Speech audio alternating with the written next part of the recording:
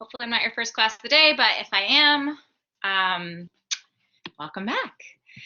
I have a great guest for you guys today, and before we get started, I do want to touch a little bit about the children's wear industry in general. But quick flash of some reminders. Remote guidelines to please use your raise the hand button if you want to speak, and to type immediate or pressing questions in the chat function. I'll always be paying attention and be able to respond to you guys there. If you're speaking, please turn your camera on. It makes a huge difference to both me and our speakers to see your faces and interact with you directly. And if you raise your hand, please preemptively turn your camera on so we can prevent a gap from when you're called on and when you begin to speak. Please always only unmute yourself when you begin to speak, and a reminder that this class, as all are, is being recorded. Lecture prep questions have been coming in regularly to me. You guys are doing a great job with these. Just a reminder that you need to do 2 before the semester is over. Emailing me the questions in advance of class, answering one of the questions in class and asking it in class, and then sending me back that answer after class, the day of class, in order to get credit for that day. Quick flash of social media. I did put up a spring breaks extra credit, but I guess you guys were all off doing fun things because I didn't get any responses. So be sure to be following me on Instagram in particular at Prof. Caroline FIT, and Twitter, Faces and Places FIT, and then you can also view these classes on YouTube or previous classes if there's any of interest to you guys. And we have a Facebook page as well, Faces and Places in Fashion. Quick flash of our schedule. I cannot even believe we're on week 9 already, although the weather in New York, at least, is starting to feel like a real spring weather. Today, as you know, we have Zaheda Moosa, who is the design director for Betsy Johnson Kids at G&W Industries. Next week, Demetra Williams, who is an FIT alum, is joining us. She's a founder and CEO of Mitra, which actually she just launched about a year ago, and she's also been designing on the side. So she has, with Helmut Lang rather. So she has a really great experience about getting your business off the ground. The following week is Bijou Abiola, who's Director of Consumer Insights and Strategy at L'Oreal. Will give us a little bit of a taste of what it's like to be in the beauty industry.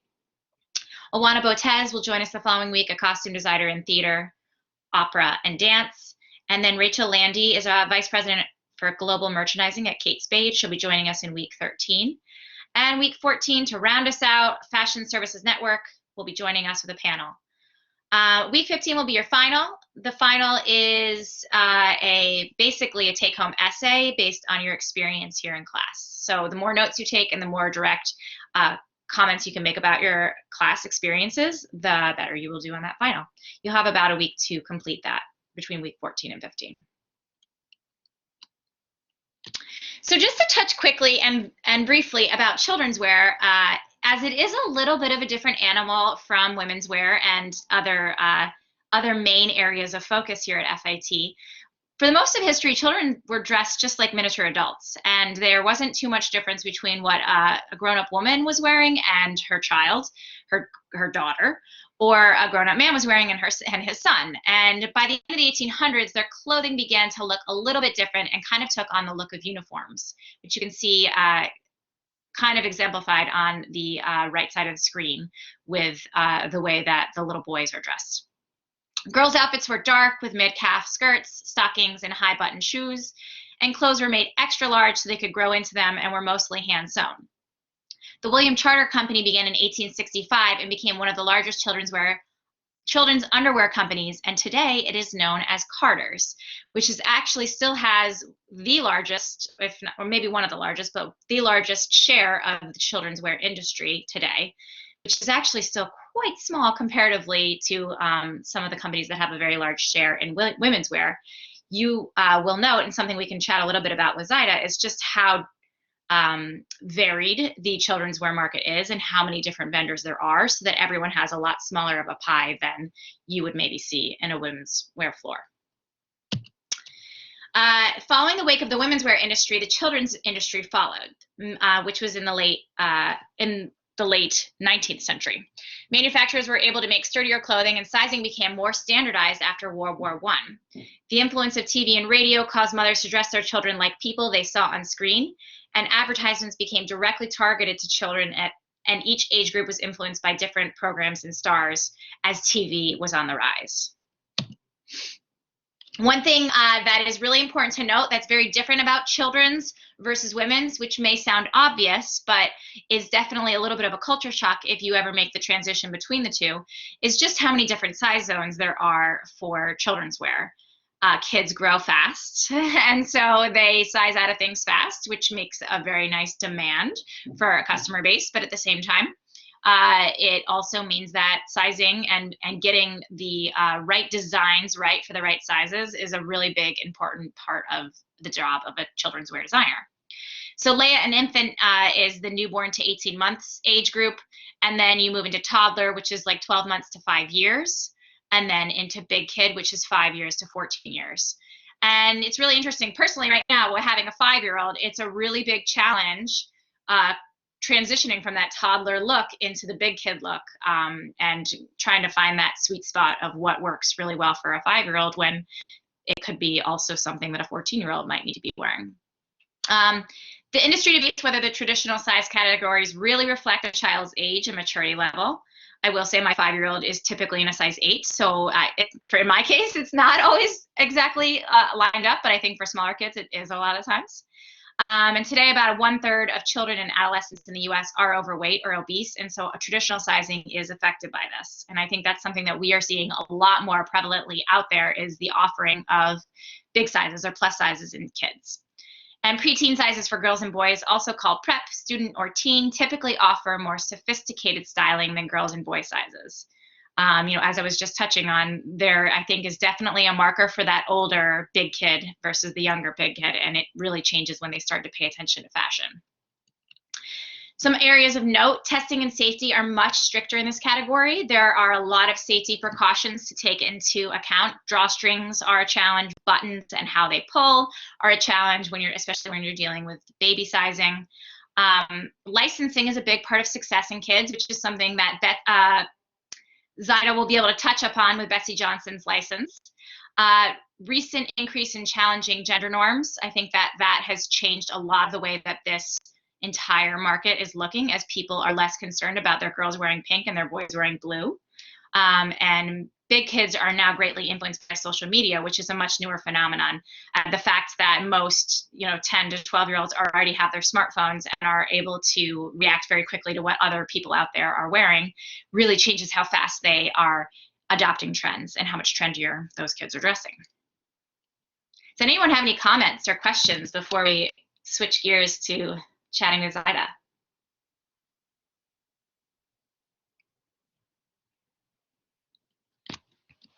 Anyone? All right, well, please join me in welcoming Zaheda to the screen. She is the design director at Betsy Johnson Kids. She's a graduate of the Art Institute in Philadelphia with a bachelor's degree in fashion design. And she is a design director specializing in girls apparel with 10 years of combined design and graphic experience. She has a reputation for designing innovative and meaningful differentiated product that disrupts the marketplace and create excitement for customers. She has designed and developed garments featured in reputable stores such as Babies R Us, Nordstrom, Macy's, Lord & Taylor, as well as off-price retailers such as Ross, Burlington, and TJ Maxx. In her current role at G&W Industries, a large children's wear company, she oversees design for Betsy Johnson Kids License and Separates. Welcome, Zaheda. Hi, how are you? Good. You can hear me okay? Yeah. All right, Am I coming? Yeah, you're good. You're good. Great. Awesome. Well, I just gave a very high-level description of what you do and what you're all about, but if you could give us a little bit more detail around your career path and how you've gotten to where you are, that would be great. All right, so I went to the Art Institute of Philadelphia, and it's funny, I actually was going to go there for interior design. And then when I went for the campus tour and everything, I didn't like it anymore at all. It was like very measurements and layout plans and everything, and I abruptly switched to fashion. So that's kind of how I landed in fashion, and I ended up really liking it. And then I've been in every role from just like an art department assistant to a graphic artist, an assistant designer, and then in this role as a design director. So kind of bounced all over the place, but always in children's. Yeah. How important do you think it is to have that graphic design experience? under I your think belt? it's huge, especially now. Most companies expect their designers to be able to do graphics as well. I know our company in particular, we just recently got one graphic artist that everybody shares, but before that, we were doing it ourselves. So it's just Mm, not really a separate role in most companies anymore at all. So I'm glad I was yeah, able to get those couple years of that experience. It's been a huge benefit to me. yeah. Oh, that's great. How did you get your first job out of school? Okay, so once I graduated, I knew I went to school in Philly. I wanted to come to New York. So I probably applied to 100 some jobs and I was willing Oh to my take gosh. anything to just get into the city. So I had a couple of interviews and this job made no sense. It wasn't linked to anything I wanted to do. It was an art department assistant that was basically photoshopping out the background of dresses. Mm. And I took it because I was like, you know what? It's going to get me in the door. So that's how I started, and that was at Gerson and Gerson. And then I just grew from there. I think Oh, they that's just great. needed to see me. I needed to be in the environment and then just hope for the best, basically. Yeah, yeah, and by the time our paths crossed much later on down the path, I feel like your connections from Gerson and Gerson had opened new doors for you as well. Oh, for Um, sure, for sure. so Because even just getting your foot in the door is kind of the jumping ground. yeah, I think that's the biggest thing. You really just have to get Yeah, your foot in the door, even if it's not your dream job. Just get in yeah, there and let people see you, let people see the talent you bring to the table. yeah, definitely. So you just mentioned that you have that your company now has the role of a graphic designer in it. What does that job look like for them? Okay, so we have one graphic artist, and basically we split them up throughout the week. So we have multiple licenses at G&W. So Little Lass is actually our private label, so they get the majority of time, and then anybody else will get a day a week. So his week basically looks like he meets with the designer, sees what group they're working on for that week. So say I'm working on swim, I'll give him a bunch of inspiration. We'll talk about what I'm thinking for that, and then he just gets to work on those graphics. He's basically a miracle worker. Like he's figuring out what's in your head, translating it, and he's really good at it. I think Yeah, graphic artists, it's definitely a much harder job, I think, than even design because you're really interpreting what the designer wants. yeah, And it's really hit or miss yeah, because maybe you're just not totally. describing it right, but they get it. So that's his function right now that he just does it's prints, graphics, embroideries, you name it. He's switching it up. He even does labeling for us, button embossing, anything we need. Wow. By show of hands, is anyone here interested in becoming a graphic artist? One hand, two. Okay, three. A few more. Great. Zaida, do you think that it's a good, even if you aren't necessarily interested in pursuing that path for your whole career, do you think it is a good place to start off and transition, or you think that it's better to just kind of hold out for an assistant designer job? I think it's a good place to start out. If you have any level of interest in it at all, obviously, if you hate doing graphics, then don't. But if you're someone Yeah, who's like, oh, I could do a floral print, I don't mind dabbling in this, I think it's a good jumping point yeah, that's good advice. for sure. Um, so you touched on it a little bit before about mentioning your private label within the company, but your company G&W holds a lot of different licenses Yes. for different children's wear brands. Can you talk about what that it looks like and what that actually means? Yeah, definitely. So we have Betsy Johnson, Layer 8, Nicole Miller. We just recently acquired Mario Lopez. So the process is That's definitely interesting. different. Yeah, it's New, really right? cool. Very new. It's going to hit Yeah. next fall. And Oh, his aesthetic's very cool. But anyway, so you meet yeah. this person, right? They don't really know much about Betsy is a totally different situation, but someone like Mario, he doesn't really know much about fashion or have an idea of what he wants it to be, but he does know what he likes and doesn't like. So you as a company basically come up with the concept, what his aesthetic is going to be, and present it to him. And then if he signs off on that, it's also with every style. So you're working in a group and the licensor has to approve all of that. So someone like Betsy is much more opinionated, where we'll send her something, I think until you get into a comfortable relationship. So when I first started, she had so many changes on every single style. And then now I'll send her something and I feel like she barely even looks at it and we're good to go because she knows Yeah. that I know the aesthetic at this point. And I think that's basically with every licensor. Even at the beginning, we had like forms that check off this, this, and this. There's guidelines that they have 10 days to get back to you with changes. You have 10 days to get back to them and show them the revisions and back and forth. And you have to send them the calendar at the beginning. Everything's Wow. very official. Yeah. But now I can just text the designer or something and she's like, okay, good to go. Yeah. It's great. So, And the company, yeah, so Mario Lopez is sort of a different animal because he's just a man who has nothing to do with design and is throwing his label on something because he's got his own brand. But exactly. Betsy Johnson actually is a fashion company and she has a women's wear company. I don't know if that's licensed as well, but Yeah, you everything's can't licensed for her at this point. for her. Okay.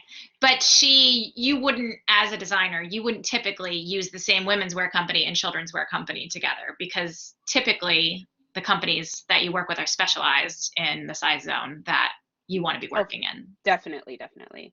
Yeah, even for And Betsy, kids I is think such a she has specific. like 12 different licensors between her jewelry, her accessories. It's all different companies.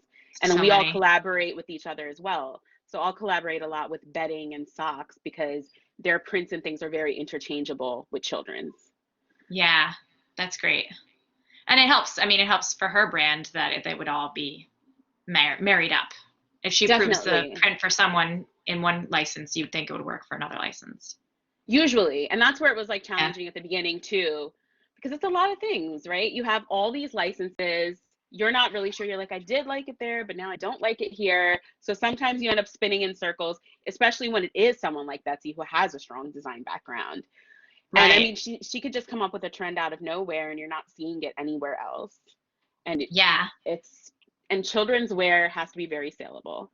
It's not couture, it's not on the runway. So when I think at one point she was into rock star cowboys and cowgirls, and it was like, how do I translate this into kids where someone's actually going to buy it?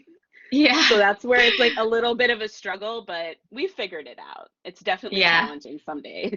History probably helps too. When you can look back at what actually worked in the past, it probably That's the biggest thing with speaks these reason. licenses. Yes. You could just show them, remember, this did really well. Because in the end, I mean, it's dollar signs, right? You're like, oh, that did do really well. Maybe we should just do that again. Yeah. That's great. So I feel like this is a hard question to answer, but can you tell us what a typical week looks like for you in your current role? So it depends on the phase, right? So right now, I'll just go through where I am right now. I'm trying to design swim for spring 2022, but at the same time, you have your hands in so many things when you're in the design industry. So while I'm designing that, I have all sorts of production things coming in for my outerwear for fall 21 that's about to ship.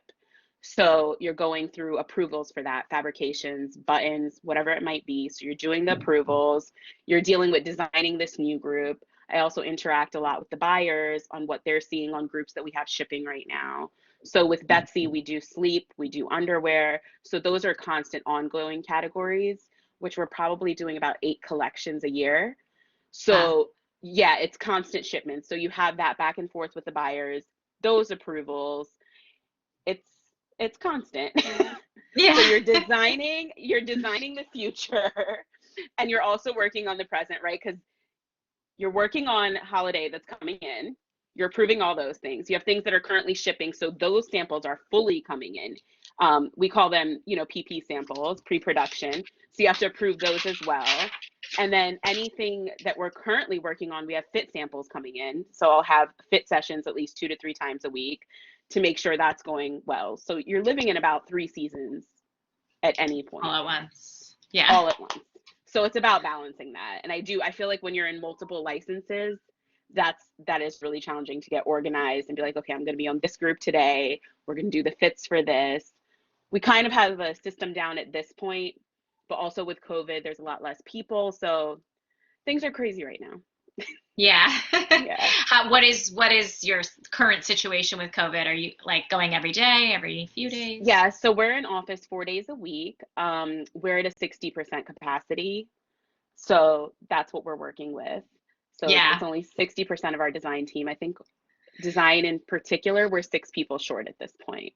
Okay. So, but it's good. We have, all sorts of glass enclosures, all the safety Yeah. precautions. It's Feel really that's not safe. so bad. Yeah. And then Fridays we work from home. Yeah. Oh, good. Anna, did you have a question? It really was just what was going on for COVID and what you're Oh, doing during that time. But do you have do you have that amount of seasons currently like coming at you right now because COVID has obviously changed up that pace? So you are typically working in 3 seasons no matter what, but I do think some things were delayed because of COVID, so it's a lot hitting at once. So like my outerwear probably would have paced in over the last few weeks typically, but it all came at once in the last week. So I counted the other day, I did 148 submittals in one day, and that has never happened before. Wow. So COVID definitely backed things up, and yeah, so it wouldn't be as crazy. You're always going to be in 3 seasons, but it's going to come in over a couple of weeks. So it's not as crazy. Thank you. No problem. What do you feel like has been the most fulfilling part about working in children's wear design? Honestly, I love seeing someone at the beach or at a restaurant in something that I designed. I'm like a total fangirl when I see that. That's It's so just fun. so cute and it's so gratifying because you know all the work that went into it, but then when you see just some little girl so happy in it, it makes your day. Totally. Yeah. So Oh, I think I I love that really love answer. that. That's great. And how did you end up in girls design? Was it just because of that first job out, or were you specifically interested in going into girls? So it's funny, I was actually going to go into lingerie. That's what I did my portfolio on in school and everything. And then I just ended up really liking it. It's so much more, to me at least, it's just so much more fun. You could do crazier colors, you can do crazy graphics. Kids are, well, parents are just open to so much more for their children than they would be for themselves. Yeah. So I think it's a better opportunity to be super creative in a fun way. That's a good point. Yeah. It's such a fleeting purchase because Yeah, of they outgrow it so they're gonna fast. grow So out of it. Yeah. yeah. Although personally for me working in kids, I felt like that was one of the bigger challenges because it becomes very price sensitive compared to For women's. sure. Yes. I've never Uh, worked in women's, but I know children's for a fact. It's so price sensitive. It can be frustrating sometimes. yeah. Yeah. I mean, at the company we worked at together, I feel like we were sitting around like, okay, if we remove this button and we change this Yes. stitch, we can save $3 or whatever. Yeah, you're Not even constantly trying to three strip it cents. down. Yep. Yeah, exactly. Exactly. Um, what's your favorite size zone to create for? I would definitely say 4 to 6. So the baby range is, they're still not up and moving. So, I mean, it's adorable, but they're not up and moving. And toddlers, there's so many safety precautions. So, Yeah. like flip sequins were so hot last year and we couldn't do them for toddler at all. But in 4 to 6, you can get kind of crazy. And it's a Yeah. fun range. She's up, she's walking. Her mom's still shopping for her, so it can still be cutesy. She's not, a fashionista yet. So it's just like a really Yeah. nice sweet spot. That's fun. I'm having a very hard time shopping for my 4 to 6 year old, but that's a whole nother. It's hard. Well, you said she's in an 8, right? She's not really. I mean, if she wears a 6, it looks right on her, but she wants to wear a size 8 because she says everything's too tight. Oh, So that's so it's a real funny. challenge. Yeah. Yeah, Yeah. I feel like once you get past 6, it's so hard because everything doesn't look like toddler clothing anymore. No, It's I more know. grown up, but they're not grown up. Yeah, It's different. My boys are in that totally. range right now too, and it's just Yeah. sweats. Yeah. But also, I hear most of the time boys don't have such big of an opinion. Mine has got a very Yes, strong for opinion. the most part. Yes, yes, very Yeah. true. I'm hoping my son will be that way. We'll see. um, do you know a lot of people who switch between different industries, like between women's or lingerie or kids, or do you feel like for the most part people stick with what they start I with? feel like for the most part, people stick with it. I might see a switch between boys and girls, but that's the Yeah, extent of what I've seen. I don't really often see anybody jump size ranges. yeah, that makes sense. Which retail partner have you enjoyed working with the most?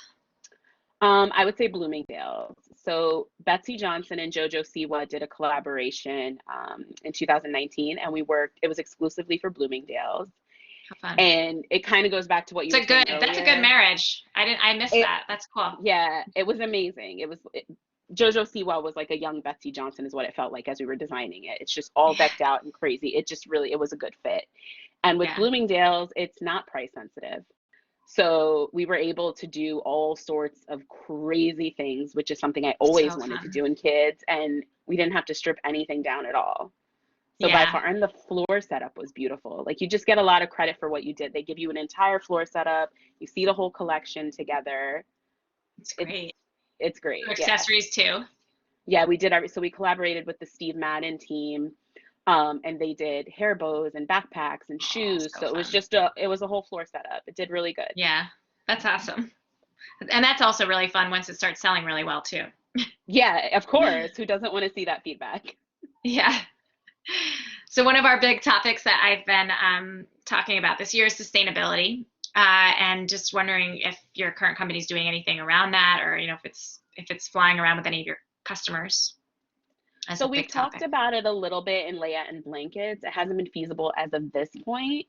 And I feel like as of COVID, a lot of our business has shifted into off price. The department stores, it's just not there anymore. And for off price, it's really hard because of the price Yeah, point. So I yeah, feel like we're not there yet. I do see it coming, but we're definitely not there yet. yeah, yeah. Um, Students, I feel like I haven't really touched too much about off price this semester, but one of the things that's interesting, and you may be a surprise for people who are not in the industry to find out, is that off price orders actually get placed at the same time a lot of times as the upfront orders that you would see for a department store like a Macy's, a Bloomingdale's, a Dillard's. But the off-price customers are obviously a lot more sensitive to price, like a Ross or a Burlington or a TJ Maxx. But they still come to market and shop and work with the design teams to get things to be in their price zone, and they make upfront orders in advance of the season. It's not their entire open to buy the way it would be for like a Bloomingdale's, but it is a big chunk, like, I mean, 30 or 50% depending on the store. Yeah, So definitely, definitely. and as a company that works with off-price retailers, they actually are much easier to work with in some capacity, because you don't have a lot of back and forth, and there's not conversations about who's going to pay for marketing or who's going to pay for markdowns at the end of the season. It's kind of like you get the order up front and it is what it is, and that's the end of that story. Exactly. Yes. Which is nice. And over the last few years, they've been some of the best growing By stores far, I as think well. that's why G&W has found such a niche with them. They're growing, they're easier to work with, but mostly they're growing. Their orders are getting bigger and bigger every year. They've taken quite Yeah, a chunk of the market. yeah. I feel like it may. I feel like people still really enjoy that treasure hunt factor of shopping at Yes. an off price like a TJ Maxx, and especially with COVID and things, it's like an actual reason to go into a store versus shopping online. Yes, definitely. Um, so you personally have a really amazing social media presence, and I feel like since I have a lot of aspiring designers who want to launch their own companies, I didn't know if you had any advice to impart on how you kind of got yourself going on social media. So I feel like lately I've been totally flaky. I haven't been posting since COVID, but the biggest thing I would say is don't be flaky. Show up every day. It's really important how often you post. You should be posting at least once a day, and you should be yourself. I feel like people can smell anything fake a mile away. If you're not being your true self, people aren't going to comment on it. They're not going to like it. It just doesn't feel real. So if you find a niche and if you see something that people are reacting to, try to run with that.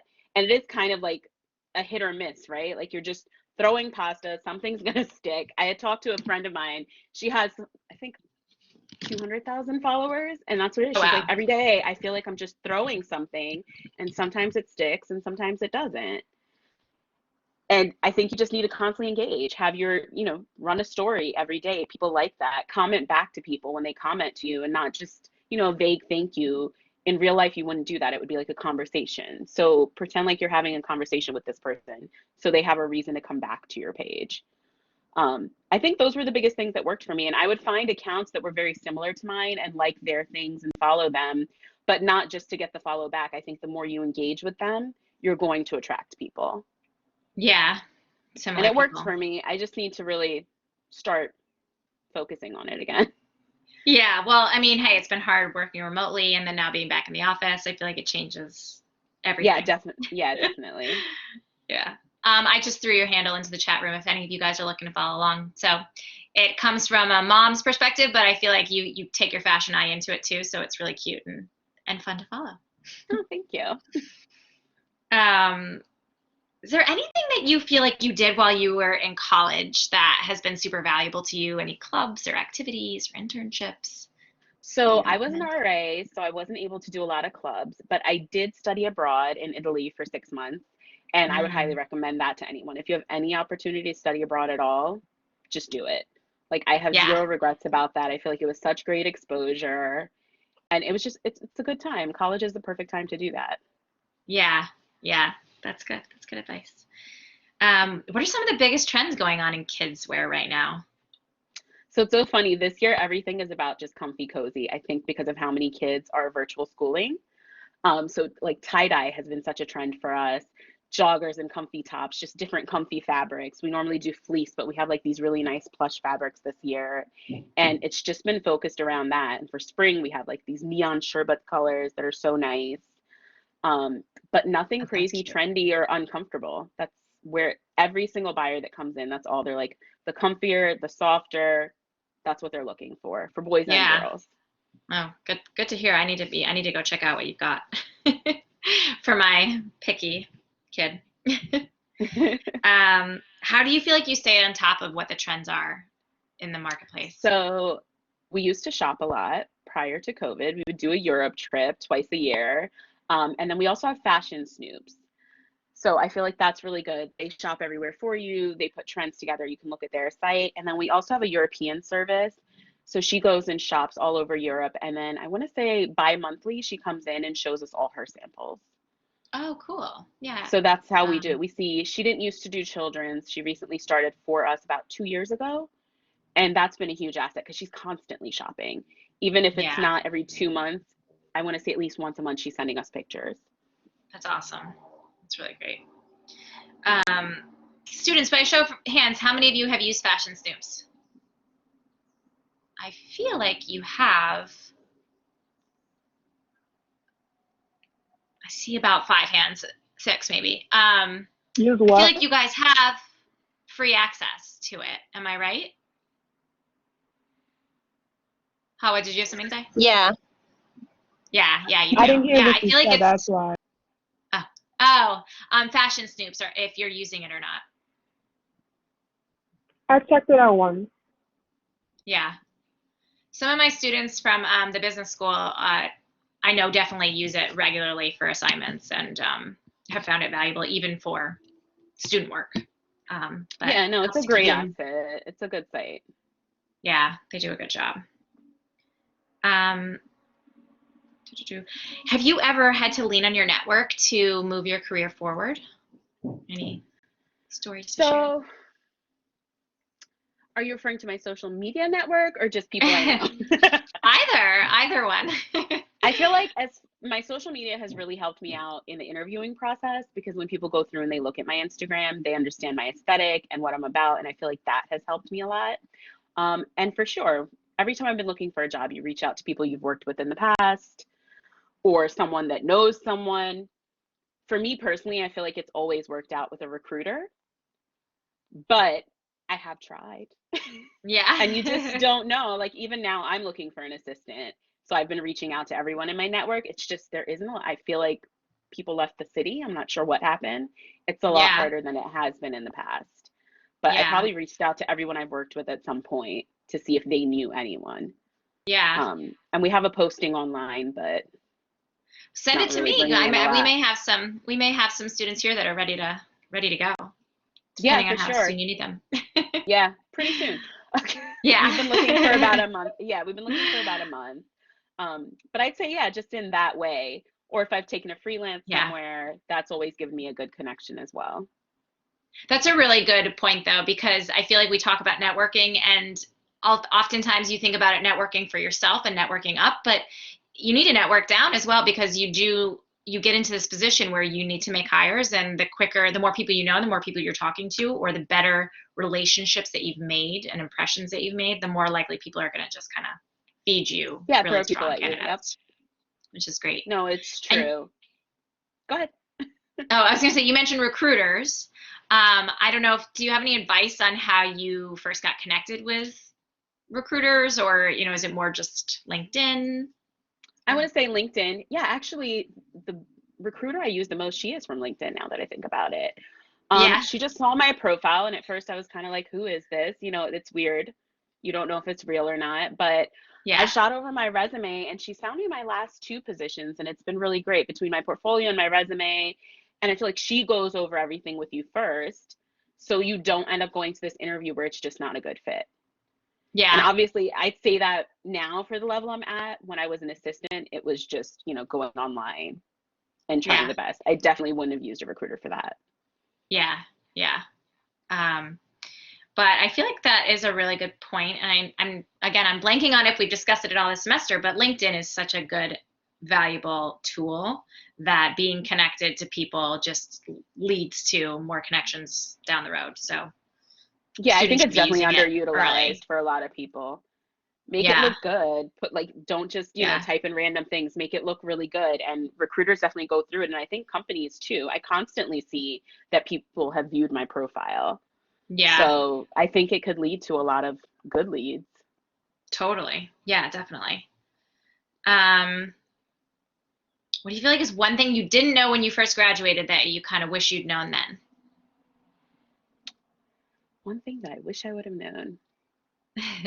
I wish that I would have been more open to traveling for a job when I first graduated. When I look back at that now, like there was a apprenticeship in Paris, and I was kind of like, oh, that's so far. But when else in your life, right? When you first graduate, that's the time. I wish I would have done something crazy like that and just gone and Yeah. done it, because later on you're committed to that check and you're at a certain level, and it's much harder to just walk away. You're just committed to things in general. But when you're starting out, if you're an assistant, an intern, why not? Yeah. I'd say just True. take the risk and go somewhere and do it after COVID. Yeah. That's good. I mean, you touched on what your most fulfilling part of your job is. What do you feel like is the hardest part about it? I think what you were saying earlier, when you've designed something that you love so much and then it comes down to nickels and dimes and you have to strip it down. It can Yeah. be like, it's a part of the job, but some things, like, it's just frustrating. You're like, but that makes the garment. What do you mean we have to lose that snap? And it's silly things that you start worrying about. That if I don't Yeah. have this button detail or this zipper, this isn't going to sell. Right. So for sure, that's the part that sucks the most. Yeah. Yeah. Definitely. Um, and I feel like the students even feel that even in school. I feel like I've heard from a lot of them in this class just how frustrating it can be that they're always being told, make sure it's saleable, make sure it's saleable, when you want to be artistic and you want to go for your vision. But at the end of the day, if you're going Yes, to go work for a retailer, that's it an has to important sell. factor. Yeah. Um, what's one thing that you wish you'd known? You said is maybe traveling abroad, but do you have any one parting piece of advice that you would tell a graduating student? I would say for your entry level job, do not be too picky. I have seen a lot of my friends post graduation that are looking, even though it's assistant role, they're looking for a dream job in the exact niche that they want, the exact position that they want. And I feel like if this is something you really want, just get your foot in the door. You can start looking for jobs once you're in the door, but at least you have something on your resume showing you have experience. I There's multiple people I know that have just never gotten into the industry because of that reason. And you Yeah. see it years later, you're like, you could have just started anywhere. Like an art department assistant, I didn't want to be that. Who wants to Photoshop backgrounds out of dresses, right? Like that's such a silly position. But had I not done that, I couldn't have moved anywhere. Yeah. So I would for sure say that. Like, don't be so picky. Yes, you're valuable and you're amazing, but they're going to see that. Right. Right. It will You shine have to through. you have to be there for someone to actually see that. Yeah. Totally. Oh, I love that. Where's been your favorite place to work along the way? I definitely think GW by Yeah. far. It's such a nice environment. Everybody's so friendly. I've had the most opportunity to grow there. The owner is very product driven, so he's so passionate about it that you feel good to go in. They're good people. Oh, that's great. A little bit of a refreshment probably from where you came from last. For With me. sure, for sure. Yes. Yes. It was like the Oh, best leap. And he's such a fun guy. Like he comes up with these crazy ideas, where normally it's the owner that's like telling you don't do that. He's like, no, let's do a reversible swimsuit. That's a great idea. Let's try it. And he's very driven by that. Yeah, that's awesome. Very cool. Yeah, I mean, I'll touch on that. So I feel like I said this in our first day of class when I talked about my career path, but it is interesting how you cannot change the culture of a company no matter how hard you try. So that is an important factor with where you walk in the door. If it's a tough place to work, it's probably going to remain a tough place to work, even if you have the best attitude and the best people around you and a really, fun, loving attitude yourself. Unfortunately, that's not always something that you can change. And, when it's bad, it's bad. You just got to kind of keep looking and find something new. No, it's true. It's like a hard pill to swallow when you're bringing a lot of positivity somewhere and it's just not coming back. But some environments are just set up that way. It took me a long time to learn that. Yeah. And to finally find a place that wasn't like that, because the fashion industry can be up and down. Totally. Even in children's, where you would think it would always be very calm because who we're designing for are mostly still in diapers. It's not that serious. But people get crazy. Yeah. Do you feel like there are any like stereotypes of the children's wear industry that you would want to dispel, or? I don't know any stereotypes about. Do you have any? I don't know. I've heard anything about the children's wear industry. Yeah, I mean, I feel like for me, it's boring, and I think it's actually fun. Yeah, it moves so fast. It really does. And I always hear people are like, oh, but that's not real design. I have heard that before. And I'm like, no, it's definitely real design. And it's pretty involved, actually, too, because I didn't like it either. There's a lot of safety measures that you have to take into play. So I definitely think it's more challenging. Yeah, I agree on that front for sure. I don't know. I feel like stereotypes. I think one of the things for me was when I made the leap from women's to kids, I was just thinking there's all the millennials are going out and having babies, and this is going to be some huge boom in babies, which means there's going to be such growth in children's wear. But I didn't think about the fact that prices were so sensitive. Even for affluent people, I think prices are still somewhat sensitive because they're going to outgrow it. And I do think that sustainability is a much more prevalent thought in parents' minds these days. And so the secondhand use of clothing is probably taking away from the industry a little bit as well. And that's, something that people are combating and working on to make sure it's fresh and new and a reason to buy. Yeah, definitely. There has to be a reason to buy. Some sort of emotional reaction. I feel like we're always looking for an emotional reaction to something. And that usually ends up being a bestseller. Yeah. Totally. Marsha, did you have a question? Yeah, I did. Just a quick question. How do you guys do fittings on children? We actually have little child-sized mannequins, all different ranges. We have baby all the way up to a size 12 at our company.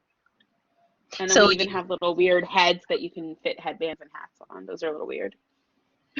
So how are you able to tell if it'll be uncomfortable on a kid, like itchy or I think it's tight? Yeah, I think that's more just the hand feel of the fabric if you feel it. As far as tight, you can check that out on the form, but the softness, that's just something, it's the quality of the fabric. Okay. And you have to be cautious of that, like even like your sequin placements. If it's here, then you have something on the inside to prevent rubbing. I know I designed something that had sequins on the shoulders, and that was much more itchy, so it was something we didn't perceive it. Yeah, I would think so too. Yeah, okay. so you have to be really careful of your placement. It's funny because even if you were to put it on a child, I don't know that it would help you much to find out whether or not it's comfortable. At least, like I've been talking about my child who's very difficult and says everything's uncomfortable. I can't even get to the bottom of what it is that's uncomfortable so that I can avoid it and do better on the next outfit. So I don't know that it would be much use to have a kid in the office telling you what they like or don't like. Well, I know they have those tags in the back. Yeah, tags. I actually came to the conclusion recently that seams are a big problem that I never had even considered. Seams? Oh, that is interesting. Yeah, like if it's too, flappy, like there's too much on the inside of the seam. Feel like the bulk of it inside. Yeah. Yeah, I experienced that. It took me like a year to get to that. Like those itchy church dresses that I used to wear as a kid. They were always itchy underneath. Yeah, you're right about that. Yeah, tulle. Oh my gosh. Yeah. Yes, that's taken a downturn. I can't remember last time I put tulle on anything, and it's Betsy. You would think, but Should be all about it. she is all about it, but nobody buys it. So you're like, Yeah. okay, I'd rather do a legging Right. that And only it has adds so a much seam down cost the too. center. Yep, Yeah. Thank you. no problem. Does anyone else have questions? How's that? Yes, yes. Actually, I have two questions. May I ask? Go for it. Yeah. Yeah, yes. I just want to ask, do you use a lot of embroidery on children's wear? Because I remember, till now, I remember my small jacket that has a dog embroidery on it. So I know kids love that, and they remember that part, especially on the clothes, right? Yeah, And I mean, we definitely still do embroidery. I remember when I first started back in 2007, it was much more popular. yeah. Not as much anymore. I feel like it's little hits, like maybe a few flowers around the neck. Oh, okay. In 2007, we used to do like a big Scotty dog on the front. It was great. That's definitely not a thing anymore. But Okay. little hits, sure. Mhm. Thank you for that. And one more question: do you some experience to involve like a group of kids in like a design parts, especially like maybe we're doing some like give them chance to choose some even like a design or colors or something. Like a focus group. Yeah, That's right. cute. Yeah. So the last company Caroline and I were at used to do that a lot, right? Like they would have Yeah. surveys. Now, were we surveying moms more, or were kids ever involved in that? It was in a tween market, it was kids, but in the younger zones, I think it was the moms. And I know Gerson still does a competition once a year where they have a girl design a dress and the company actually produces it. And I think it's really cute. You can look at it on their blog, but they do it every year and the ideas are really cute. And they'll just pick the best one. And I feel like it's pretty close to the sketch. Obviously, they tweak it a little bit, but it's really cute. They're the only company I know that does that actually in the dresswear industry. Yeah. I think KL actually used to be done in his children's classroom. They would design. Oh, really? Like, yeah, but definitely better to do it on a bigger scale and make a big deal about it on social media. I feel like that's really cute. Yeah. Mine would love that. Yeah, you should join her. Gerson does it on their blog. Just go to their blog. They do it every year. Oh, that's and so you cute. see all these cute little drawings that the kids submit. Oh, nice. Yeah, look at that. Who else has a question? Thanks so much. No problem.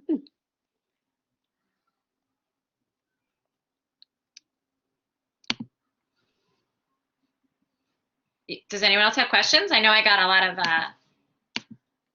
a lot of lecture preps this week. All right, Marcia. I just didn't know if you were through answering your questions. I didn't know if you were at that portion yet. Oh, okay. I actually have a couple, and that's really just because I have a son myself. So children's wear is kind of like my like that's like a second path that I would choose to go on if I wasn't choosing women's wear. So I actually am really interested in children's wear, and I just feel like there's like a lot of things that I should know in advance. So I might ask you two questions. Go for it. That's awesome. Okay. So the first one that I had was, do you feel, I know you mentioned earlier how you know, like with children's wear, you have to be mindful of like whatever you design, you have to make sure that it sells.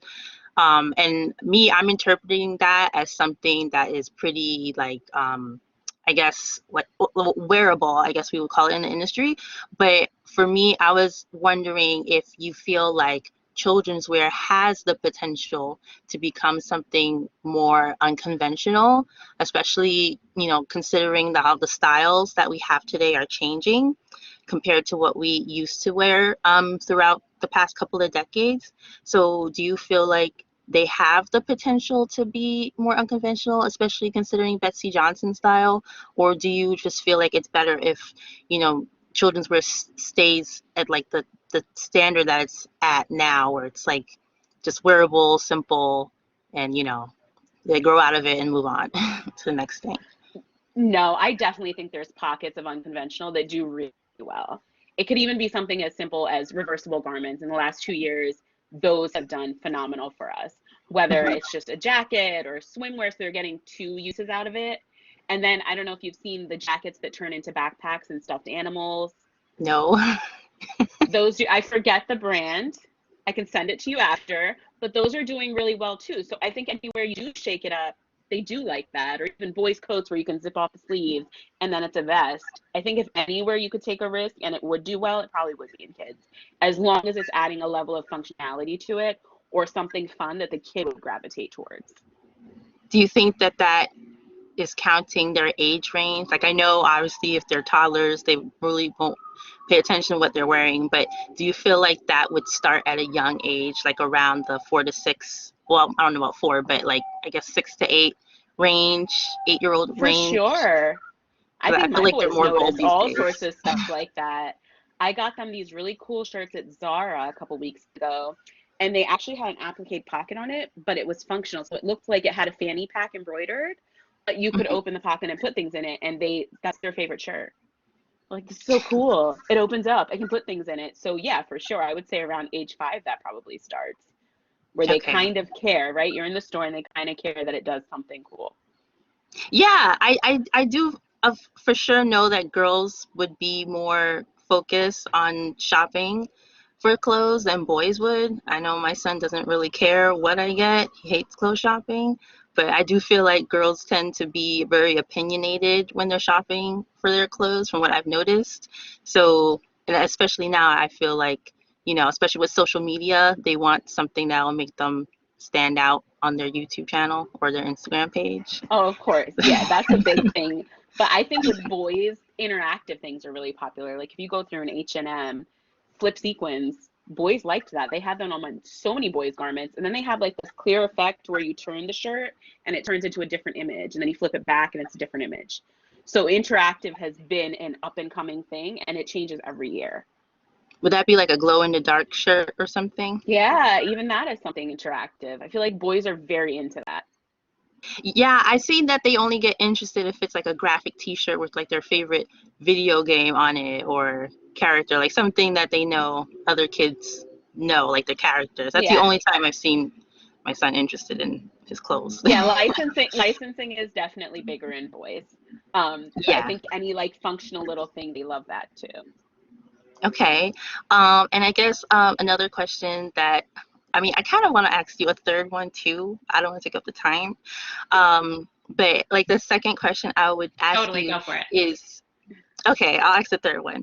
The second question that I would ask you is, do you feel like all fashion brands carry that carry children's clothing share a similar perspective about kids when they're designing and like when they're merchandising a collection? Or do you feel like each fashion brand has a different has different intentions about when they're designing for kids? I think a lot of mainstream brands are very similar, but there's niches that look completely different. Like lately, I don't know if you looked at Abercrombie Kids line. It looks phenomenal, and I think they're just dressing for a different child. It's comfortable, but it's sporty and it's super trendy, and I think that's a very different kid than when you walk into Target.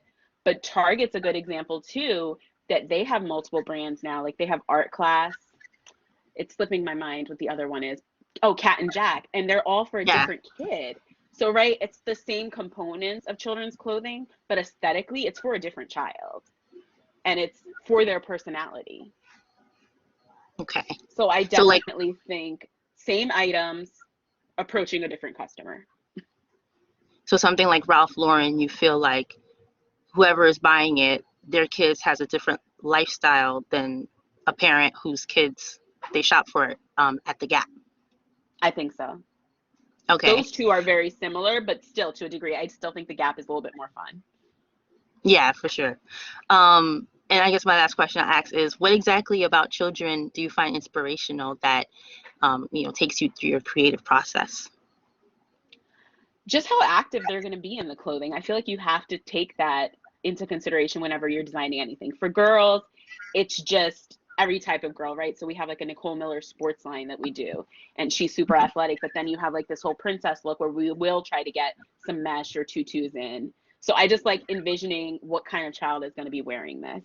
That's a big thing for me. Our swim line is huge, and I'm able to do so many crazy things in there, and it's for every different type of girl. Have you ever designed for boys? So lately I started doing sleep and underwear for boys.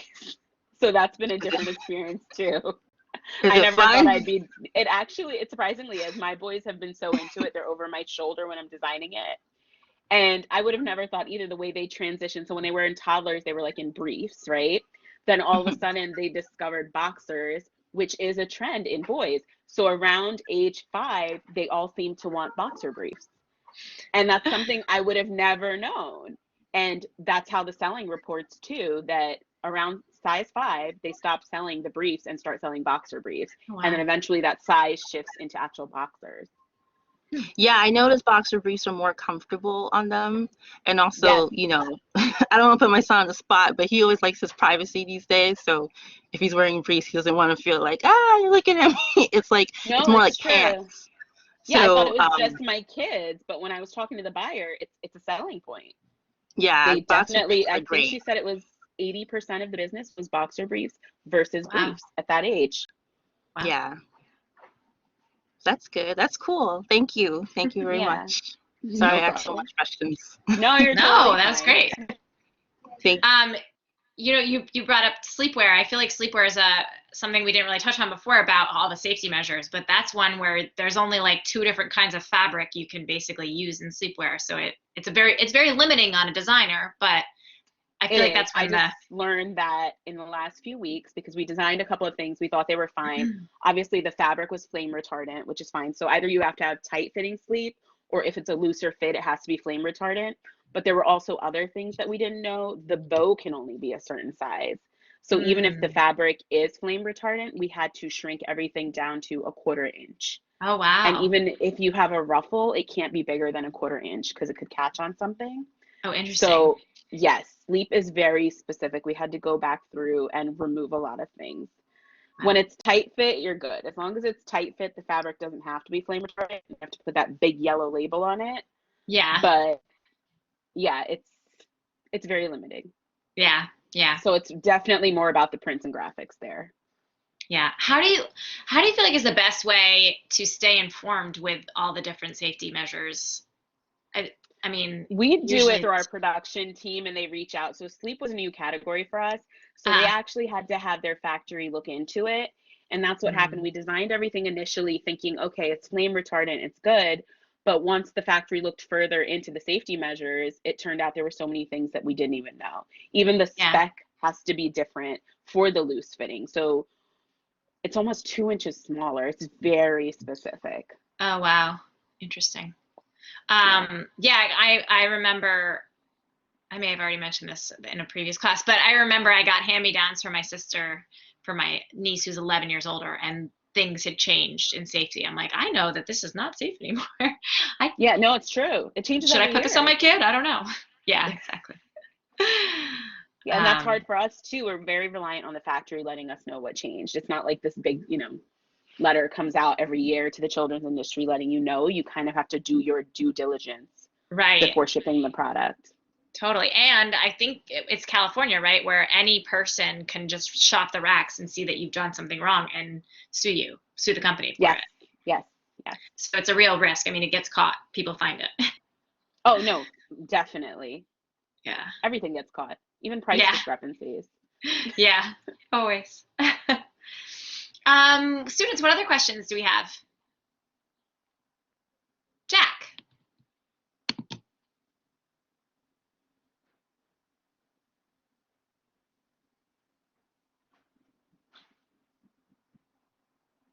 Jack, are you out there? Yeah, I am. It's taking a long time for the video. Oh, okay. No worries. Just making sure we didn't lose you. And Zaida, I was just looking on the side while you were talking about this, about the clothes that turn into backpacks. I cannot, when I search clothes that turn into backpacks, kids, I can't find anything. There's a whole brand. Whoever they are, they need to work on their marketing. Yeah, they do. It's like a whole thing. The video previews still just loading for some reason. Okay. It's okay if it's not going to work. Okay, yeah, let's go ahead and ask. But you mentioned that working in the kids apparel industry is just a lot more fun in general for being able to like create things that are like more out there. But do you think that a lot of it also has to do with just working for specific brands that you do right now, such as Bessie Johnson, which is like more punk inspired? So it's like you can like do a lot more of that compared to like other brands, or is that something that's just kind of in like industry wide, like you just have more freedom? I think it's industry wide. Yes, Betsy in particular is very fun, but even the Mario stuff where I thought it wasn't going to be that fun, it ended up being very cool. Like we did tie-dye dinosaurs, and like where would you see that, in men's? Maybe you would. But you can definitely be more creative and do things that you would never do in an older size range.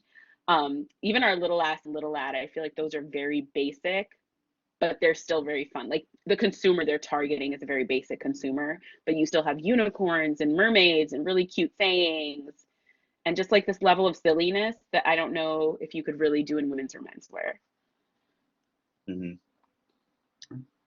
Like, have you worked for any like children's brands that you said like weren't fun, that they actually do take a lot of their work like really more subdued or seriously? Maybe, like, I'm trying to think, Yeah, I'm trying to rake my brain too. I would think maybe if I was like at Ralph Lauren or something, right? Like you're kind of just doing plaids and things. So it might be that too. It might be all the brands that I've ever worked for aren't like that. It's mostly been girls' dresses, and then where I am now, we have Little Lad. So we have Little Lass and Little Lad. Those are our private labels. But even Little Lad, we've started having to make more fun just to improve sales. So we might have like a huge monster, but a zipper opens his mouth. Whereas before it was mostly suspenders and plaids, but that stopped performing. Okay. Like uniforms. I feel like uniforms is probably a little bit sad. Yeah. Yeah. No, you're right. There's probably nothing in uniforms that you could really do. Yeah. And even boys, you would think it's boring, but it's actually not. I feel like boys have gotten a lot more creative. And trendy too. Like I feel like there's so many little boys outfits that just look like, a more trendy man's outfit. Yeah, no, definitely. Like I used to think boys was so boring, and it's really not. There's so many brands out there that are just doing a really good job of it. Great. Anything else, Jack?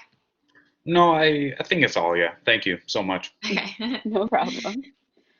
Justin, how about you?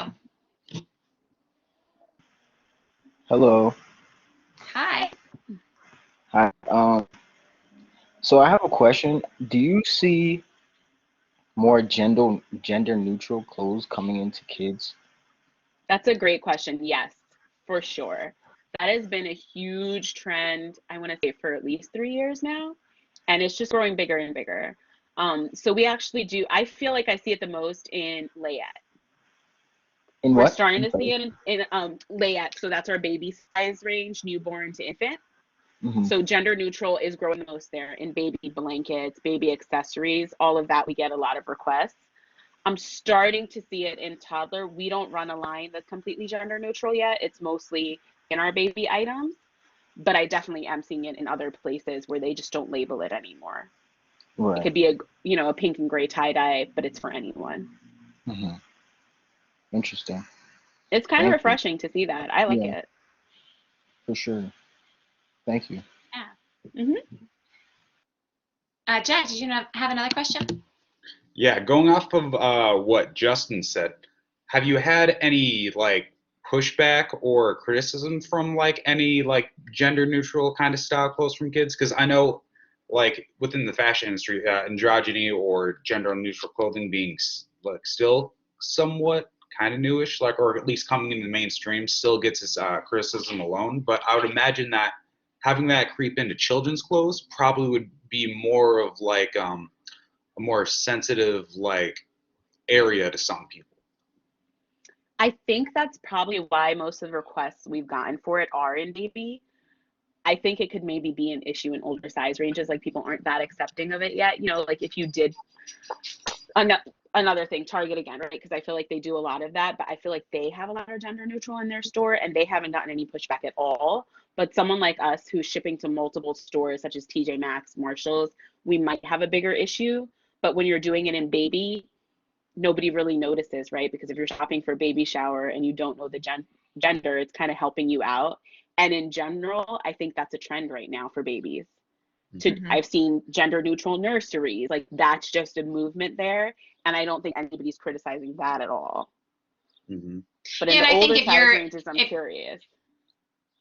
There's a lot, you know, a lot around giving a gift too. Like even if you do know the sex, like people probably prefer to do those gender neutral things in the layette zone where it's a gift. Yeah. Whereas like the gifts fall off the older they get usually. Yeah. I will say, like from like watching the mother's message boards over, you know, I mean, my daughter's 5, so I've only been on them like 5 years, but it is really interesting to me how much more often people are putting out, you know, I have a bag of clothes. If you want it, it's all gender neutral, you know, come pick it up XYZ or whatever. And I think that is definitely more of a thing that people are paying attention to in a way that didn't feel like they were 5 years ago. But no, for sure. I've seen even moms post things while they're in a store. They're like, oh, do you think this is for boy and girl or boy or girl? And everyone will start writing back and be like, who cares? Just buy it. If it's cute and you want it for your kid, just buy it. So there's definitely a shift happening.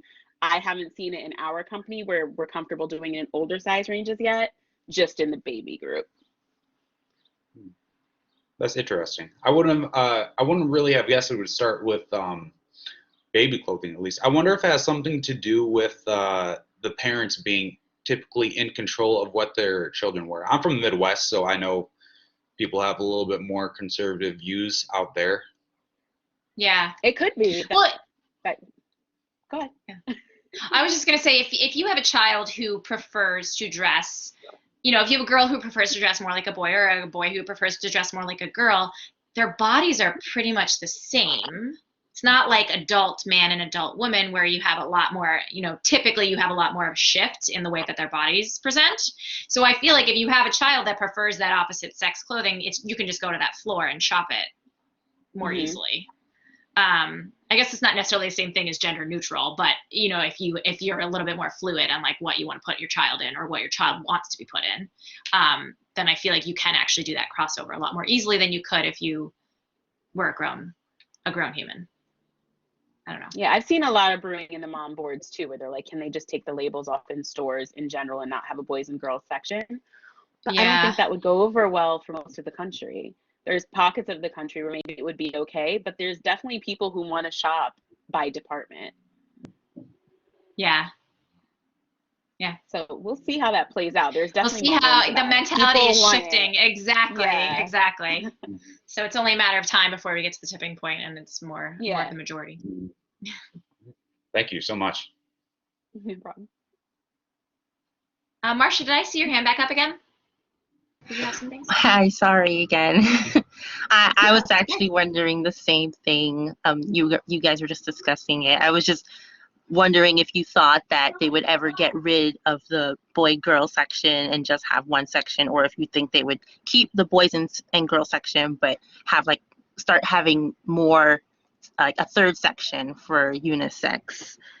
Do you think they'll just do that, just have 3 sections from now on? That's an interesting or thought. It could be just by store, like how they want to do it and their customer. I feel like it would be by store. So in my head, I see someone like maybe a Zara or H&M moving towards not having labels at some point. But I don't see it like in your Macy's or somewhere like that. I think they're always going to have boy girl. So maybe that shift will eventually occur. But I don't know if there would be a third department, because then that's that whole further separation, right? Like you should shop here. You can't just wear whatever you want to. I mean, I always thought that I totally get it and respect it. I always thought that the layette section was always kind of like a unisex, you know, because people often get like a yellow whenever they don't know the gender, or they would have just like ducks or bears. Like I always assumed that layette was like a genderless area for the most part. Or is, I mean, how is it how are they transforming the layette, like their collections to become more unisex? I think they just have so we do it as pieces. So we still have a boy and girl line, but we might have a few pieces in between that would be gray and turquoise, for example, is a really popular gender neutral combination. And then it's basically where they want it to sit. If they want it to be on the boys' floor or the girls' floor, knowing they're gender neutral. I haven't walked into a store and seen that middle section. Have you, Caroline? I always see it as No, boy, I girl. haven't. Yeah. It's I just where haven't, they but I end up wouldn't wanting say, to have yeah. it sit. Yeah. I was thinking of the company primary.com. If anyone's familiar with that, like I feel like their entire site is totally neutral. Like There's no it's gender. not, there's no way to discern, yeah, like if what's typically presenting for a girl and typically presenting for a boy, it's like all just available. Yeah, and I think there are going to be stores that pop up like that. Yeah, but they don't, though that particular store I don't think has an in-person presence. No, they're just online. I'm not yeah. even sure how they're doing. They've been around for what, 2 years now? Maybe 3? Yeah. I feel like it's like one of those Instagram ones that really hits you hard on advertising, and I have no idea how well they do. But I mean, I see a lot of people with their kids in their pajamas and stuff, like posting. So I don't know. Yeah, it's cute. Yeah. But they kind of go out of their way to not have labels on things and not, no graphics, things like that. Yeah. Thank you. Thank you No very problem. much. I'm sorry I have a million questions, but No, I was just you've very been so interested fine. today. Great. Thank you. No, and you know what, Marsha, Good. I feel like you're very similar to me in that, you have a child yourself, and it sort of shifts your gears, being like, I've always been so obsessed with women's fashion. Now I'm obsessed with my child's fashion, so maybe I should switch what I'm focused on. Yeah. You know, Yeah. you have a Yeah, and I perspective. believe it too about boys too. Oh, I'm sorry, what? No, and it's a valuable perspective, I feel like, when you're in the industry, to be a parent and have gone through that. Yeah, you would only know if you become a parent. You don't really pay attention yet until you do. Yeah, very true. Thank you. No problem. Any other questions out there?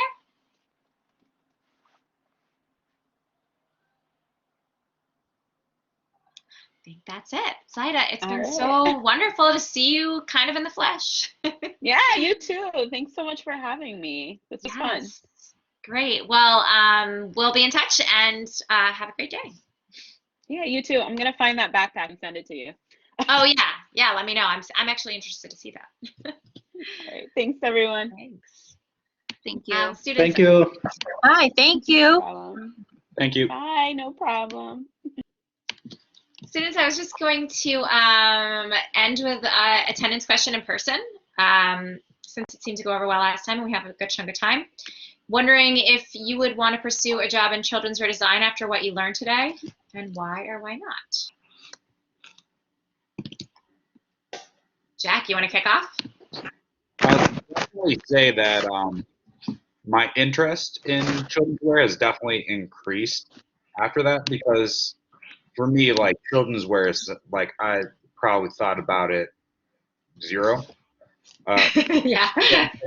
I think mostly because, like, most of the children's wear I see, like I said, like, I'm from the Midwest, so there's not really a lot of children's like boutiques per se, but mostly the clothing that I see, like, say in a Target or Walmart, where pretty much a lot of the children's clothing is like, the boys' clothing has the dinosaurs and the girls' clothing has the butterflies. Right. So, yeah, so I'd be particularly interested when Justin started bringing up like because it was like, oh, there's actually like, topics and like trends going on in regular fashion that can still also apply to children's wear too, where it doesn't have to just be so, I would say cut and dry or simple or straightforward. Yeah, that's great. It's great to hear. Mm-hmm. Thank you. Michaela.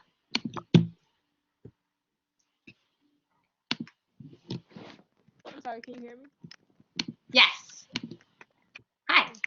Personally, I'm not sure if I would because I work in retail and I'm in charge of the kids department at my job, and I know how like frustrating can be shopping for children. I didn't know how far the limitations could be with designs. Like I was surprised you told me they had to shorten the bow on a pajama design Yeah. for things like that. But I do feel like there's money to be made because children are always growing and they grow very fast. So parents always have to come in and buy a lot of clothing. But I don't know. I don't think I'd like being that limited with design. Yeah, that's fair. Thank you. Anna, how about you? Yeah, I would definitely consider, I mean, I love like graphic design and ultimately putting that all together on a screen to present. But as far as, I feel like I would be an imposter there because I don't want children, but I would like to work with like, the fun elements that children's wear gets to have. But then I feel like if I was in that workspace, I feel like there'd be a lot of people are like, well, you don't even have kids. So like, how would you know? But yeah, I mean, I feel like we just ended sort of on that note when we were talking with Marcia, but at the same time, I feel like a great many people that I worked with when I worked in children's wear didn't have kids. Yeah. And good, a good eye is a good eye as a designer. And, if you're designing for kids or adults, honestly, unless you are super, super lucky, no matter where you land, it's probably not going to be exactly your aesthetic that you're designing for anyway. It's figuring out what your customer wants and how you can design for the trend and the look. So, for sure. I don't think you feel that way. Yeah. And you were once a kid. So even if you're not going to have Exactly. kids, you still have that perspective that you can lean back on. For sure. Yeah. So, thank you. Amber. Hi, Professor. Can you hear me? Yes, we can. Oh, yeah. So I guess like after this discussion, I learned a lot more about children's wear, but at the same time, I feel like I would want to still stay in women's wear. Wait, did I say children's wear? Yeah. But if I were to have my own brand, I would like to have like options for people of all ages. So I guess like I wouldn't specifically go into children's wear, but I would like to incorporate a lot of that into my brand. Yeah, and what I found interesting was a lot of the safety protocols they have for children's clothing. I knew that there were safety protocols for the fabrics, but I didn't know so much about the closures, like ties and zippers and stuff like that. So that is something to consider when you're actually making clothing for children because you want it to be safe for them. And one last thing was, I think someone asked a question about incorporating like couture into children's wear. And I thought that was very interesting. And I feel like if I were to incorporate children's wear into my brand, I'd want to make, I guess, like clothing that makes a statement. Yeah. Yeah, cool. It's interesting. I'm sure you guys are familiar with Something Navy, the influencer who has now launched her own brand, but she also launched a children's wear line at the same time as her own women's wear brand, or virtually the same time. I mean, she kind of dabbled in the brand a little bit at Nordstrom, and now she's doing it on her own, which is interesting because you don't usually see that. Usually people try out one size zone or try out one category of business before they kind of branch out and do more. So I'm interested to see how that goes for her. But a lot of what works for her, I think, is that she is a mom and fashionable, and she kind of goes back and forth between the two. So I like that perspective. Josie, how about you?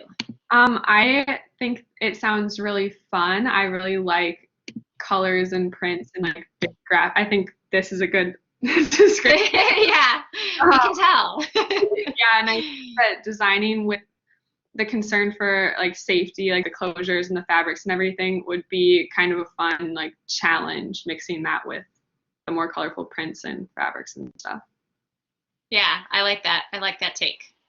Cool. Thank you. Miranda. Hi, I'm definitely split about it. I always like whenever I go to Target, I always like get lost in the children's section. I just look at all the cute little appliques on everything. And I used to work with kids, so I'd see all these kids costumes, like when they were all in their Disney princess costumes. They're so cute. But I feel like you're very limited with the proportions of kids' garments. They're very similar. So it's like you have more fun with prints and stuff like that, but then you're more limited with silhouette and comfort. So I'm very split, but it's Yeah. something I'm interested in. Yeah. Cool. Thank you. Marcia, how about you? Yeah, I absolutely would pursue a career in children's wear. For one, like having my own experience with children, I love shopping for children. I love being in the children's section. I love being in the baby section. It's just such a great feeling for me personally. And, I myself have often been compared to have like this childlike mentality, which I definitely own. But, I feel like that would be a great trait to have working in children's wear because it helps you to think about what it is that kids like and what's important to them, and just the aspect of the different kind of precautions that you have to take into consideration. That portion of it definitely means a lot to me.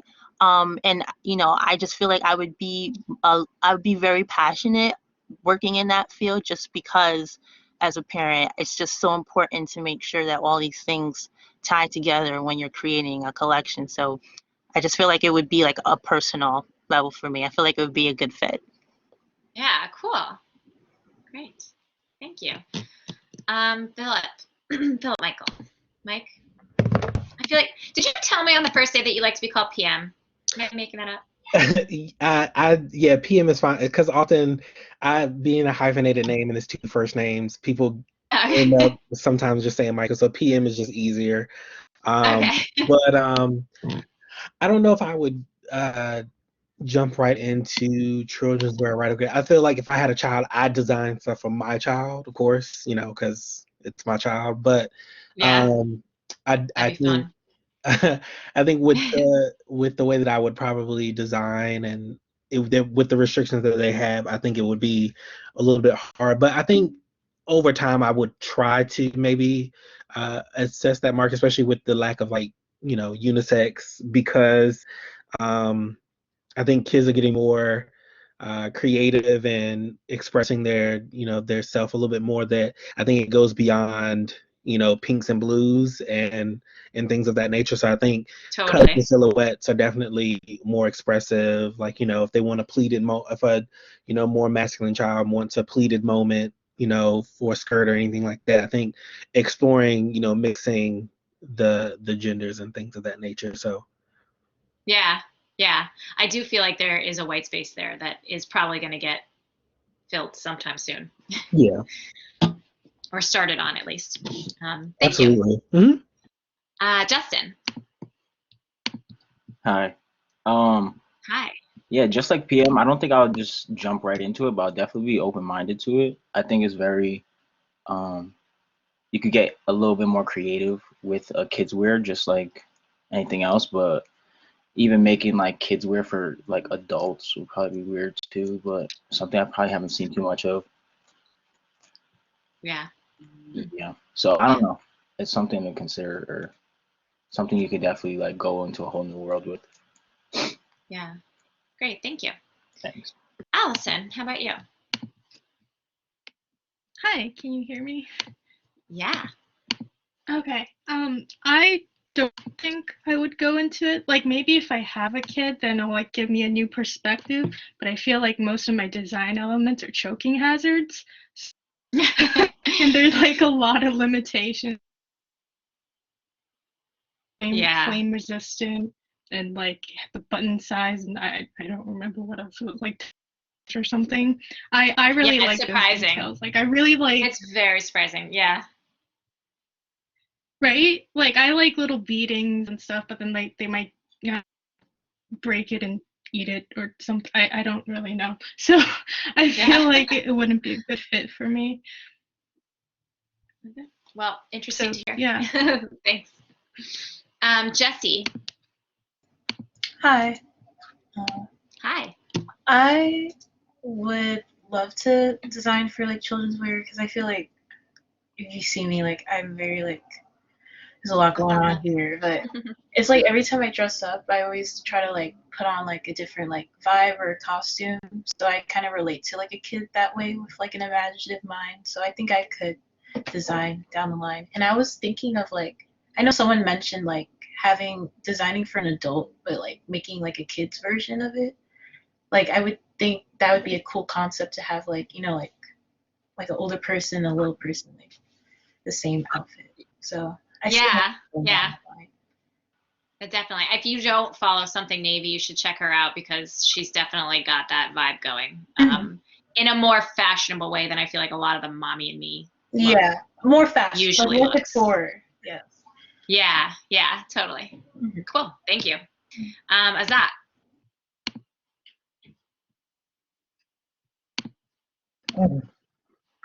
Yes, I mean, hi.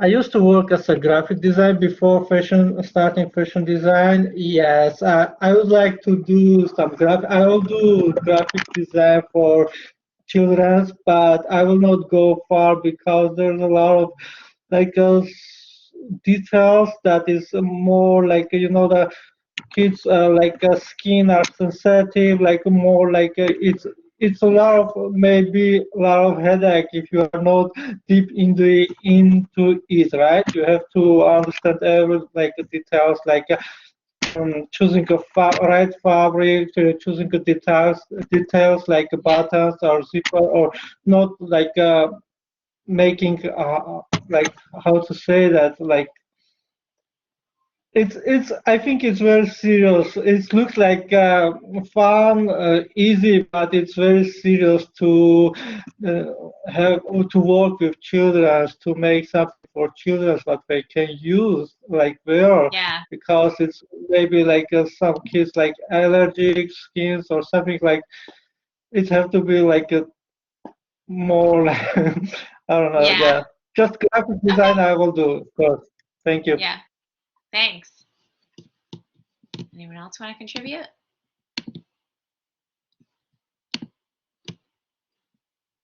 Lancey, I haven't heard from you yet. Do you have anything to add? So for me, I haven't really think about a lot about children's wear, but I'm glad to learn a lot about it today. But so far, I don't think I will like jump right into children's wear because I feel like I still have more interest in women's wear, but it can definitely be like a direction for the future. Yeah. Well, I'm glad that you got to learn a little bit about it today, even if it's not all of you, even if it's not your main interest. It's still nice to kind of have the perspective and secure your interest that you have already to know that you don't want to do something, which is also important. Yeah. Thanks. Justin. Hi, I just wanted to say, I know Jesse followed up with my question about adults wearing kids wear. There is this brand called Heaven by Marc Jacob, which is kind of new, and it's like very similar to that, like where they're wearing like a lot of playful colors and like wearing teddy bears and like dressing up like little kids. Oh yeah, it's cute. Yeah. I'm looking at it on the side. Thanks for sharing that. Yeah, I just wanted to share it. Sorry. They also opened a store in LA. Like it looks like a whole playground in there. Oh yeah. I think it just opened today or yesterday. Oh wow. Yeah, but it's cool. It's like Making very shopping playful. fun again. Yeah. Yeah. It looks like fun stuff. Thank you. Vasilisa. Yes, Professor. I didn't go yet. Can you hear me? Yeah. Yeah, I can hear you. I can't quite see you yet, but there you are. All right. Yeah, so in my opinion, whenever we sell children's wear, kids' clothes, first of all, we sell it not for kids, but for their parents. And I wouldn't want to work for kids' wear brand or work specifically in this area. But if I ever have my own brand or work for a brand for which produce clothing for for parents, for adults, I would definitely think to add on kids wear, and the main reason would be that once parents or adults build up the trust to any brand, either high-end brand or mass market, they would prefer to dress up their kids in the same clothes they are dressing up, just because they already build up the trust to the brand, and Yeah, they're loyal. they have the loyalty, and they also would like to get as much stuff as they can get from that specific brand, and that actually applies to the home goods as well. So um, I would say Zara in that matter is went like a little bit further. There are no home goods stores in United States, but in Europe they have like special departments with the home goods, and they have kids wear as well. So I think having ability to sell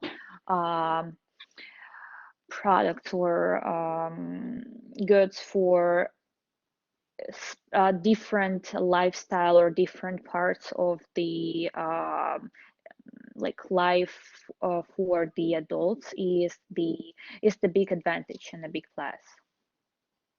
Great, thank you. Mhm. Hawa. Hi. I just Hi. wanted to add, like, I never really thought about doing children's wear, but I am like a kid myself. Maybe in the future when I do have children, because I have to be around my child probably and see their energy and understand. I mean, I'm the oldest and I've always babysat, but I guess I have to be an adult and I have to like tap into that authoritative figure to see like, Yeah. okay, how would I want my child to dress? Be in mom mode, because I know you guys discussed, like you guys definitely changed as you guys Yeah. became mothers, and you focus on them more. Maybe I won't focus on me, because right now I'm on me and my femininity, and that's what my brand is about, embracing Yeah. sexuality. So maybe once I tap into mom mode, I'm like, you know what? I want my child just like this. Yeah. Like a Well, it's thought. very fun working at a place or designing in a place that's for yourself and something that you really love and are passionate about. So, no, that totally makes sense. Thank you. Thank you. Ariana. Hi. I thought it was interesting to learn about children's wear, but I wasn't previously interested in it, and I'm not really still interested in it. I think because like the more like experimental, artful side of fashion has always interested me, and I feel like with children's wear, there's a lot more like practicality involved, and more like it's more like sensible kind of with like the kinds of fabrics you can use and like comfortability and what kids would wear. And I feel like while all clothes have like you have to consider practicality, I feel like it's just a little more limiting for children's wear. But it was definitely interesting to learn about. Yeah. Well, thank you. I appreciate that. William. Yeah, so I guess I would be interested in like trying children's wear, maybe just like a little bit. I couldn't see myself like going into it too much. Like I used to work as like a substitute teacher in like a lot of elementary schools, so Oh, wow. I feel like I'm kind of tainted because I'm used to seeing kids like run around and be kind of Destroy like their rough. clothes. Right. Yeah. Yeah, I don't know that my design aesthetic would necessarily lead to like lots of durability, like in that sense for clothing. Yeah. Yeah.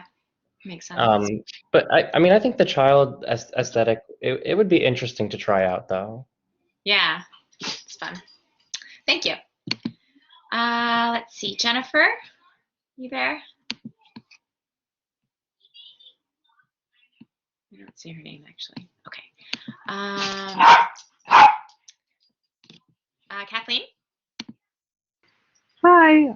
I don't think children wear is necessarily for me. It just seems like there's a lot of different things you have to like keep like on top of in regards to, like regulations and the fact that it's always changing and like safety protocols. Yeah. But it was definitely interesting hearing what she had to say. Yeah, yeah, definitely. And I will say, I feel like if you have a good production partner, they're the ones who are going to keep you in the loop on those things. But yeah, it's something you have to think about while you're designing, which is annoying. Haley. Hi. I don't know if children's wear is like necessarily for me because I'm more interested in evening wear, and I think that like I'm more interested in like the details and like more elegant kind of designs. Maybe the only thing that I would do is like communion dresses or like something like Oh, that where it's yeah. like children's wear but special occasion. Yeah.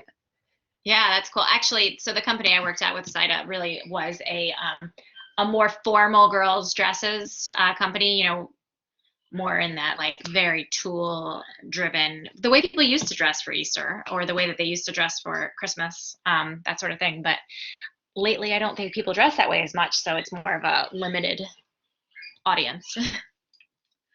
So interesting. Thank you. Matthias. Hi, I don't think I'm going for the children's wear. I think there are limited things you can do in children's wear. Yeah, I hear that. How about you, Abby Grace? Hi. It was interesting to learn about, but like Haley said, I'm really interested in like bridal and formal wear, which is much more like detailed. So I just, Yeah.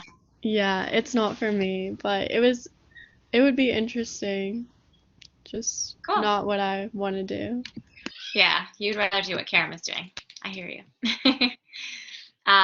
Daria. Hi. Hi. I met one person named Daria once, but I feel like it's really Daria, right? Yeah, it is really Daria. She totally messed with me for the rest of my life. I'm like, oh, so sorry. That's okay. Everybody gets it like that the first few times. Yeah. Yeah. But I think I'd be interested in children's wear because I really like focusing on like technical details. So like having to work with the closures and watch out for like safety hazards. Like I think that'd be a fun challenge. Like a puzzle. Yeah. Yeah. Cool. I like that. Thank you. Monica.